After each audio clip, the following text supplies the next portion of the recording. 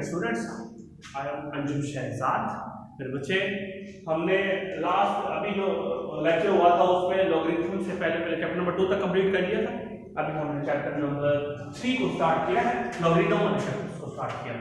Logarithm वाला chapter है chapter number 3, page number 57 पे इंट्रोडक्शन दिया हुआ है। बच्चे आपने याद रखना है कि लॉगरिथम को इंट्रोड्यूस करने वाला जिसने इसका आइडिया दिया था उस पर्सन का नाम आप पेज नंबर 57 पे हाईलाइट कर लें।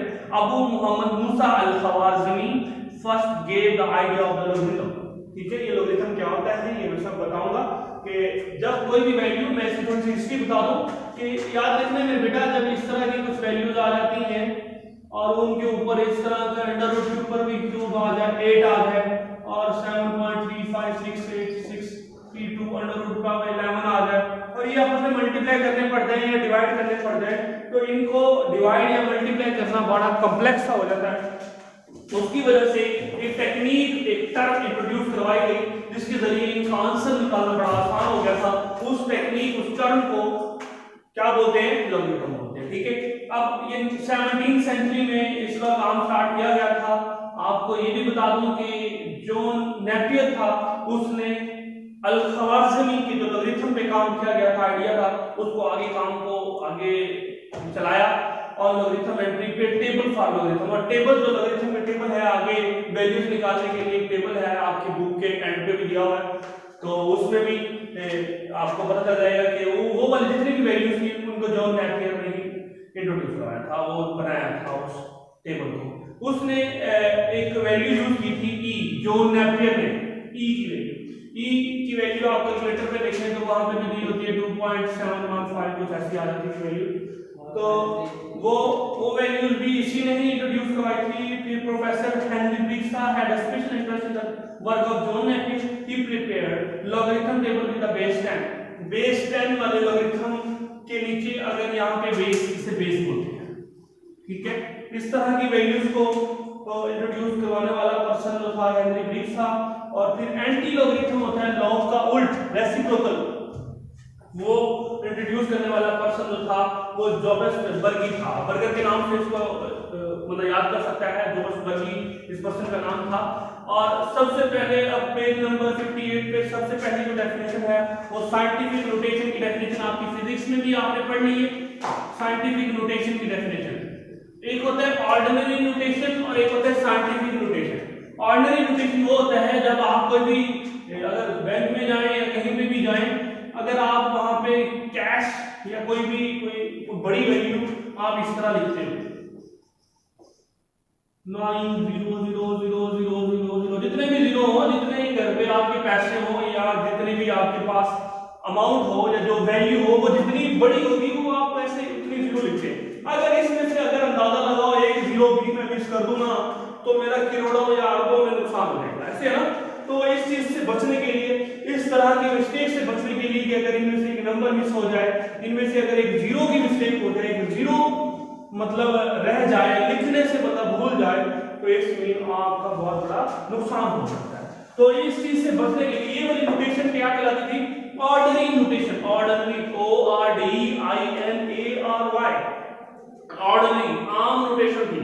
ठीक है, अब उस वाली मिस्टेक से बचने के लिए एक टर्म इंट्रोड्यूस करवाई गई, एक नोटेशन इंट्रोड्यूस करवाई गई। उस नोटेशन का नाम क्या था?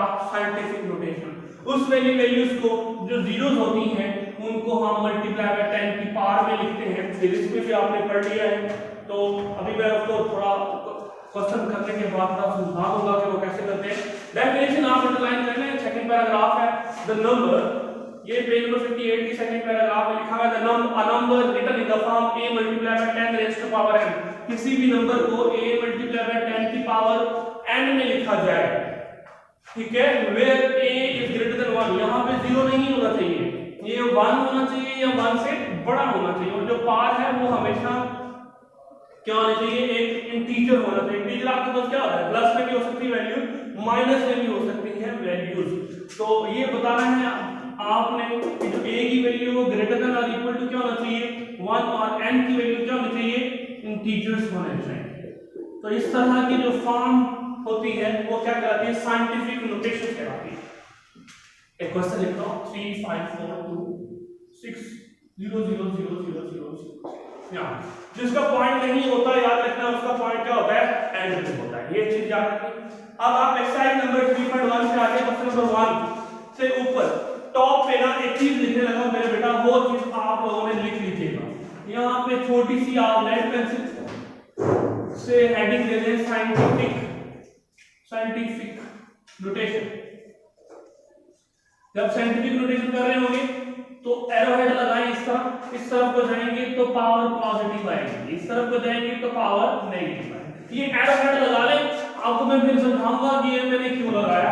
आप अपनी बुक के साइड नंबर 3.1 के राइट टॉप कॉर्नर पे लिखें, ये इस तरफ को एरो हेड लगाएं और उसके ऊपर लिखें पॉजिटिव, इस तरफ को एरो हेड लगाएं और नेगेटिव। फिर आपने यहां पे लिखना है ऑर्डिनरी नोटेशन, फिर उसी के नीचे लिखें ऑर्डरिंग नोटेशन की हेडिंग दें और लिखें इस तरफ को जाएंगे तो नेगेटिव, इस तरफ को जाएंगे तो पॉजिटिव। ये चीजें क्या हैं, इधर जाएंगे उधर जाएंगे, इसका मतलब क्या होगा मैं आपको अभी बताता हूं। एक्सरसाइज नंबर 3.1 का क्वेश्चन नंबर 1 सॉल्व करते हैं। वो कह रहा है express the following ordinary notation. आम शक्ल में, आम नोटेशन में कुछ वैल्यूज दे दी हैं, हमने उनको कन्वर्ट करना है साइंटिफिक नोटेशन में। फर्स्ट पार्ट मैं करवाता हूं एक्सरसाइज नंबर 3.1 का क्वेश्चन नंबर 1, ठीक है। हमने साइंटिफिक नोटेशन में कन्वर्ट करना है। साइंटिफिक नोटेशन की हेडिंग देंगे मेरे बच्चे, साइंटिफिक नोटेशन हेडिंग दे दी, ठीक है। फर्स्ट पार्ट उसमें लिखा 5700। याद रखना जिसका पॉइंट नहीं होता उसका पॉइंट कहां होता है, एंड पे होता है। अब पॉइंट को हमने हमेशा फर्स्ट नॉन जीरो डिजिट के बाद रखना होता है। फर्स्ट नॉन जीरो डिजिट का मतलब क्या होता है, पॉजिटिव वैल्यू होनी चाहिए पहली, पॉजिटिव हो जाए या नेगेटिव हो जाए उसके बदल सारी। फर्स्ट नॉन जीरो का मतलब होता है नंबरिंग वाला कोई नंबर होना चाहिए, 1 2 3 वाला कोई नंबर होना चाहिए, जीरो नहीं होना चाहिए।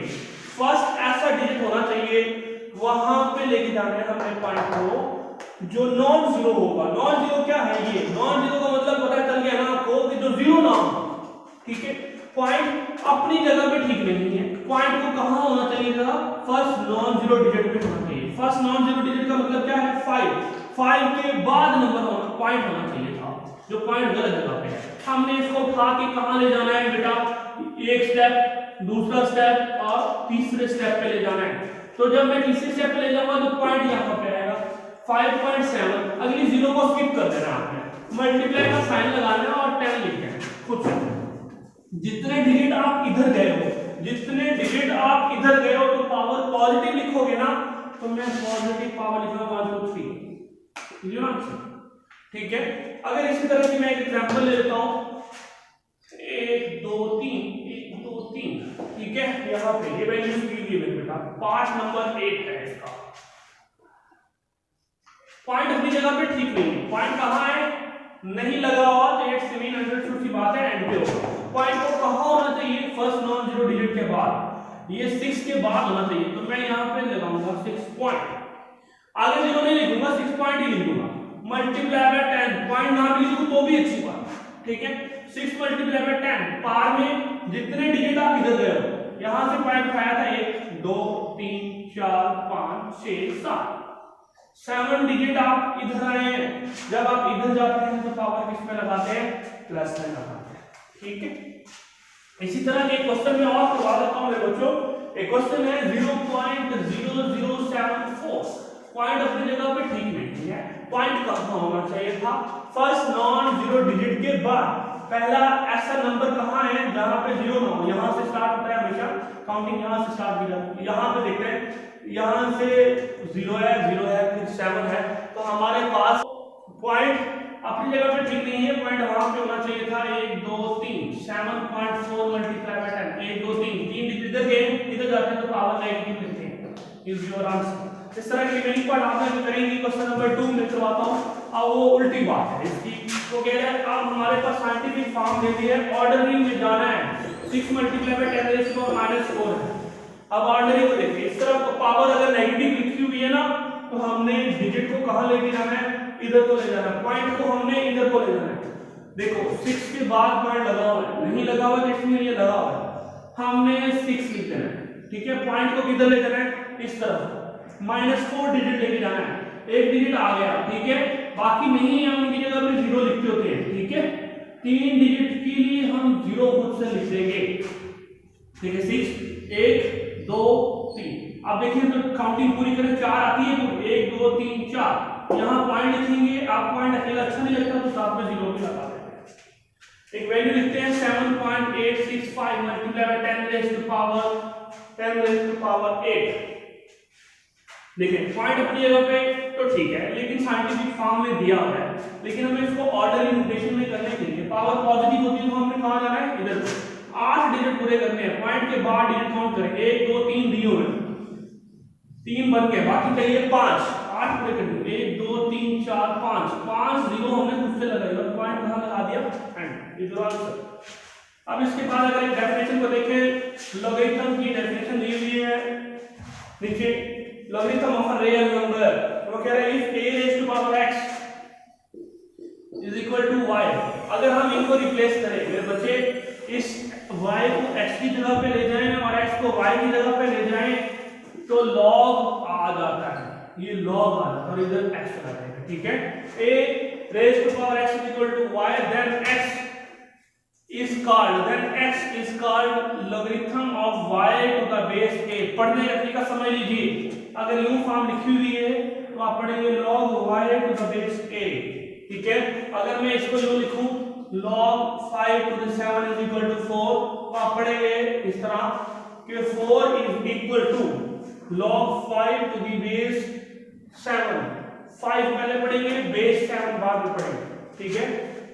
यही डेफिनेशन लिखी हुई है, where a is greater than 0, ये 0 नहीं होने चाहिए और ये 1 के इक्वल भी नहीं होने चाहिए और y भी हमेशा पॉजिटिव नंबर होना चाहिए, ठीक है। ये डेफिनेशन को इंप्लीमेंट कर लिया आपने। लॉगरिथम ऑफ रियल नंबर की पहली 4 लाइनें जो है, 4 के बाद 6 लाइनें।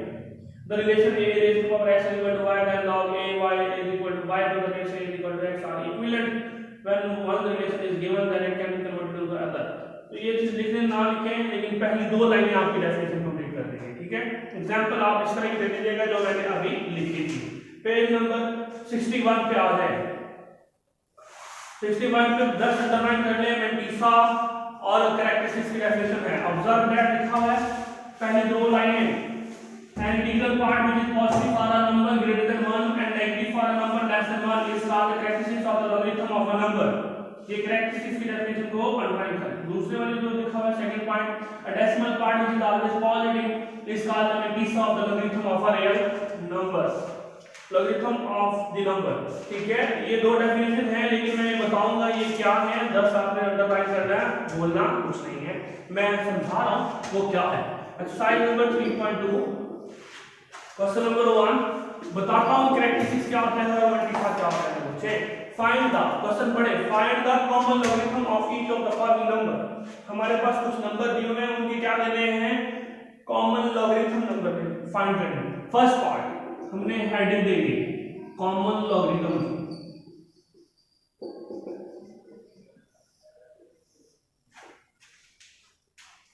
232.92 ये क्वेश्चन है मेरे पास बेटा। हमने इसका कॉमन लॉगरिथम फाइंड करना है। कैसे फाइंड करेंगे, आप अपने कैलकुलेटर साइंटिफिक कैलकुलेटर ले आए। जब आप साइंटिफिक कैलकुलेटर ले आएंगे, सबसे पहले तो आप यूं करें ना, ये पॉइंट अपनी जगह पे ठीक नहीं है, पॉइंट कहां होना चाहिए, फर्स्ट नॉन जीरो डिजिट के बाद होना चाहिए, साइड पे रास्ते पे लिखे 2.3292 बन गया। पॉइंट अपनी जगह पे ठीक नहीं था, पॉइंट यहां होना चाहिए, मैंने कर दिया। मल्टीप्लाई बाय 10 की पावर, जितने डिजिट जाते हो, ये 2 डिजिट गए हो ना इस साइड पे, तो पावर क्या लिखेंगे 2, ठीक है। यहां पे आपने ये लिख दिया, ये जो पावर 2 हुई इसी को ही आप कैरेक्टरिस्टिक्स बोलते हो, कैरेक्टरिस्टिक्स, ठीक है। 2 मल्टीसा कैसे लेते हैं वो मैं बता रहा हूं। कैरेक्टरिस्टिक्स कैसे निकालते हैं, वो जो डेफिनेशन थी उसमें ये लिखा हुआ था, जो ये इंटीग्रल पार्ट होता है ना, इंटीग्रल होता है पॉइंट से पहले वाली वैल्यू, इसी को आप कैरेक्टरिस्टिक्स बोलते हो, वो डेफिनेशन बोल रहा था, ठीक है। जो पॉइंट वाली वैल्यू होती है ना, पॉइंट्स मैच इंक्लूड होता है ये पॉइंट, ये जो नंबर होता है इसको हम मल्टीसा बोलते हैं, लेकिन इसमें हमने गलत जगह पे था, लेकिन ये अगर साइंटिफिक फॉर्म में बन जाए ना तो फिर ही होता है, ठीक है। अब मैं सवाल दिखाना, ये कैरेक्टरिस्टिक तो समझ आ गया। मैंने इस सवाल को कन्वर्ट कर दिया पॉइंट अपनी जगह पर ठीक साइंटिफिक फॉर्म में कन्वर्ट कर दिया। जो पावर बनती है वो हमेशा कैरेक्टरिस्टिक से आती है। मल्टीसा कैसे लेंगे मैं बता रहा हूँ। आपने लॉगरिथम निकालना है, ऑन कर देना है। लॉगरिथम निकाला, ऑन कर दिया, आपके पास मल्टीसा निकालने के लिए वैल्यू देखें। पहले आप वैल्यू लिखी हुई है 2.3292, इसका आपने लॉग लेना है। लॉग मैं बता रहा हूँ मेरे बच्चे, आपके पास कहाँ है लॉग? ये लॉग का बटन लिखा हुआ है यहाँ पे, ये लॉग। जब ये लॉग का बटन दबाया मैंने, इसका लॉग का बटन दब गया, ठीक है। जब मेरे पास लॉग का बटन दब गया तो फिर उसके बाद मैंने वो वैल्यू 2.3292 लिखना है। मैंने यहाँ पे लिखना है 2.3292, ये वैल्यू लिख दिया मैंने, ठीक है मेरे बच्चों, आपको समझ आ गई होगी ये वैल्यू। अब मैंने इसका इक्वल टू का बटन दबाएंगे। जब मैंने इक्वल टू का बटन दबाया तो आपके पास आंसर आया 0.3672। 0.3672 इज योर मल्टीसा। बात ये होगी, आपने क्या किया, बटन दबाया लॉक का, ठीक है। लॉक का बटन ढूंढ ले, एलओजी लिखा हुआ है, आपने वैल्यू ये वाली जो साइंटिफिक फॉर्म में की थी, ये रफ में की होगी आपने, इसको आपने लॉक के साथ लिख देना, ठीक है। किसी की ब्रैकेट लग जाती है, किसी की ब्रैकेट नहीं लगती तो कोई मसला नहीं, ठीक है। आप वैल्यू लिखेंगे 2.3292, आपके पास वहां पे आंसर कैलकुलेटर का इक्वल में आएगा 0.3672। This one is called the mantissa. सवाल को दोबारा लिखा जाए लॉग के साथ, log 232.92 इक्वल, ठीक है। ये 2 और 0, 2 को 0 में ऐड करना है, इंटीग्रल पार्ट में ऐड करना है, प्लस करना है। 2 को 0 में ऐड करेंगे तो 2 आएगा, 0.3672 इज योर आंसर। ये आपके पास first question, second question paper data copy है, ये आपने करना है। सब में कैरेक्टरिस्टिक निकालना है, सब में मल्टीसा निकालना है, सब में लॉगरिथम फाइंड आउट करके निकालना है उसको। क्वेश्चन नंबर 3 में देखिए, find the number whose common logarithm are. Question number 3 वो कह रहे हैं अब हमारे पास नंबर फाइंड करने हैं जबकि लॉगरिथम दिए हुए हैं। क्वेश्चन नंबर 3 का पार्ट नंबर 1 देखें, उसने कहा है 3.561। आपने क्या करना है, लेट कर देना है log of x के इक्वल। जब log of x से इक्वल लिखेंगे, x इधर रखा हुआ है, log को उधर ले जाना है क्योंकि हमें x की वैल्यू चाहिए, नंबर चाहिए। आप लिखेंगे यहाँ पे taking anti log on both sides. बेटा पानी दो, taking anti log on both sides, taking anti log on both side. हमने इधर भी लिखना है anti log, log of x, anti log 3.5621।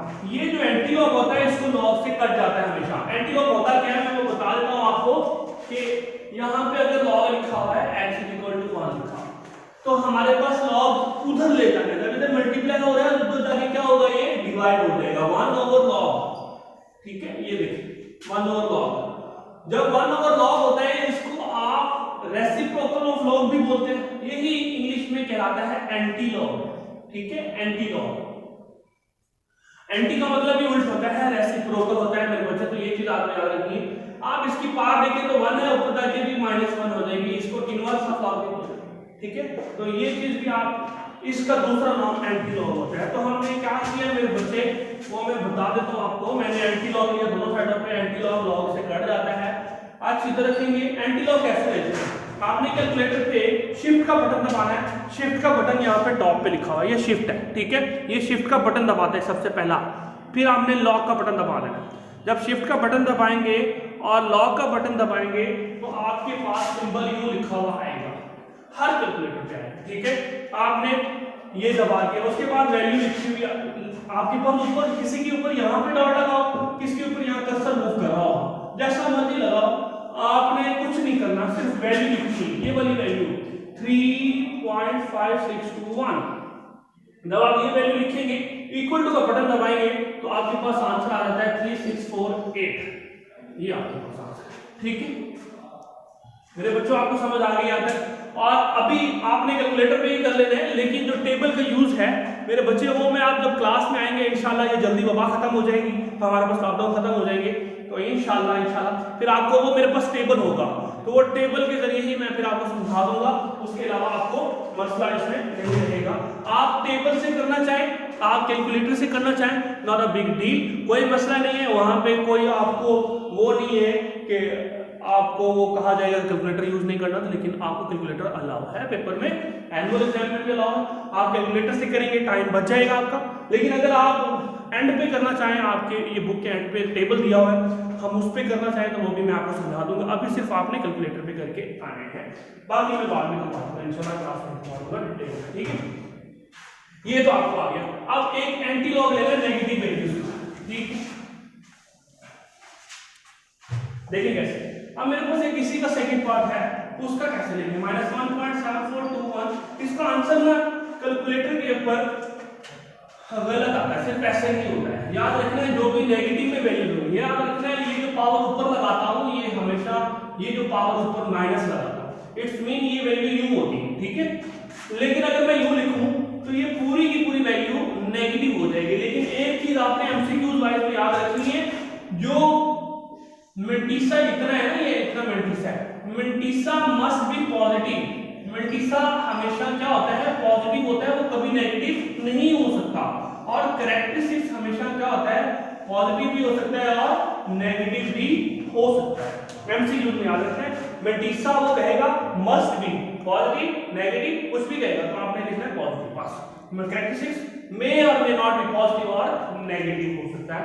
तो आपने ये जो वैल्यू में माइनस यहाँ पे लिख दूं ना, इट्स मीन ये सारी वैल्यू नेगेटिव होगी, इट्स मीन तो मेंटिसा भी नेगेटिव हो गया। लेकिन मेंटिसा हमने पढ़ा है तो पॉजिटिव होना चाहिए, इसलिए हम माइनस कहाँ लगाते हैं, ऊपर, ताकि जस्ट कैरेक्टरिस्टिक्स नेगेटिव शो हो और मेंटिसा पॉजिटिव शो हो।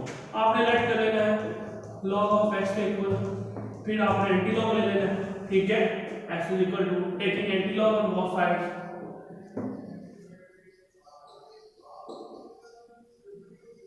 Taking anti log on both sides, यहां पे एंटी लॉग लेंगे आप, ठीक है। इधर भी एंटी लॉग लेंगे आप, -1.7427, ये एंटी लॉग से लॉग कट जाता है, ठीक है। अब एंटी लॉग कैसे लेना है, नेगेटिव वैल्यू का एंटी लॉग डायरेक्ट कैलकुलेटर नहीं बताएगा आपने, हमेशा करना भी नहीं, सिवाय लॉन्ग क्वेश्चन के। शॉर्ट क्वेश्चन में आपने हमेशा जिस तरह मैं करवाने लगा हूं माइनस वाली वैल्यूज का, ऐसे ही करना है एंटी लॉग। देखिए कैसे लेते हैं बेटा, आपने इतनी वाली ये जो पॉइंट्स वाली वैल्यूज है ना, 10 इसका ही एंटी लॉग लेना है आपने, और इसी का नहीं लेना। देखिए क्या लिखते हैं, शिफ्ट लॉग एंटी लॉग बन गया। आपने पॉइंट वाली वैल्यू लिखनी है 0.7427, इस वाली वैल्यूज का लेंगे तो मेरे पास आंसर आया 5.526। अच्छा, पॉइंट के बाद आप 4 डिजिट लिखें या 3 डिजिट लिखें। बच्चे कह रहे होंगे सर ये तो बड़ा लंबी लाइन में आ रहा है, तो ऐसा नहीं है, आपने सिर्फ पॉइंट के बाद 4 डिजिट लिखने होते हैं, ठीक है। आप चौथे नंबर को राउंड ऑफ भी कर सकते हैं, ना भी करें तो भी आपके पास आंसर तो ठीक रहेगा। अच्छा, ये आपने साइड पे लिखना है 5.526, लिखिए। अब आपने -1 को छोड़ा था ना, -1 का मतलब है ये पॉइंट जहां पे है ना, इसको एक डिजिट पीछे ले जाएंगे। अगर ये -2 होता तो एक डिजिट, 2 डिजिट कहां जाते, पीछे ले जाते। अब मेरे पास -1 है, इसका मतलब ये पॉइंट कहां उठा के ले जाना, यहां, ये बन जाएगा 5.2, ये 0.5526। अगर -2 होता तो कितने डिजिट जाता मेरे पास, 2 डिजिट, 0 यहां पे आ जाता। बात समझ आ रही है। तो मेरे पास -1 है तो मेरे पास एक डिजिट ही लेके आया, यहाँ पॉइंट के लिए अच्छा नहीं लगता तो यहाँ पे 0.5526 आपका आंसर है। बेटा आज तक आपने यहीं तक, आज आपने इधर तक ही करना है, एक्सरसाइज नंबर 3.2 तक, क्वेश्चन नंबर 3 तक मैंने करवा दिया। नेक्स्ट इंशाल्लाह जिंदगी बखैर मैं इसको आगे लेके चलूंगा। सो आप लोगों को समझ आ गई होगी। पेज को लाइक करना मत भूलिएगा और हमेशा अपना ख्याल रखिएगा। Thank you so much.